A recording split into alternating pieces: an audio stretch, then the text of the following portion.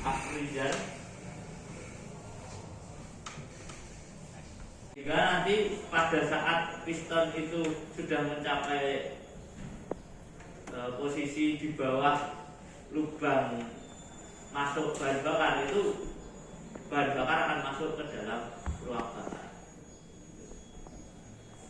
Nah, ini pada titik tertentu piston atau ring piston akan melewati lubang pembuangan gas. Nah, sebelum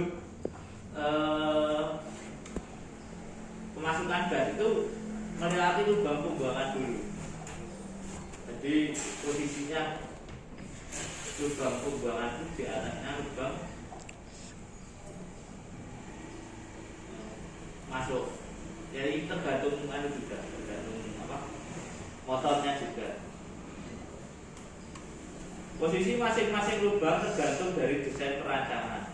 Umumnya ring piston akan melewati lubang pembuangan terlebih dahulu. Umumnya lubang pembuangan itu terlebih dahulu terbuka daripada lubang masuk. Jadi karbunya ada asapnya nanti kalau lubang masuk ini. Nah, kalau di sini itu sebenarnya ada membran. Itu untuk menutup agar bahan bakar tidak kembali keluar. Kalau sudah ditekan ke bawah itu akan masuk ke sana, tidak kembali keluar. Membrannya di situ. Kalau Vespa beda lagi, nanti tidak pakai membran. Kalau sudah modifan ya biasanya pakai membran atau ada yang perlu Jadi ini dari pembelajaran hari ini untuk membahas tentang mesin bensin, diesel, dan bensin terus bagi dua tahap.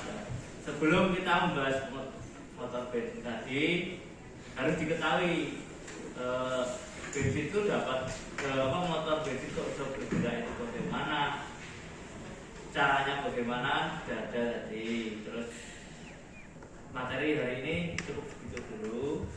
Bisa bertemu lagi minggu depan.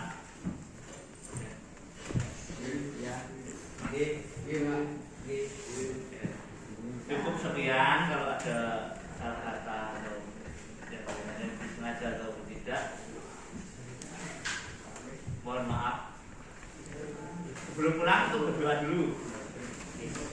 Berdoa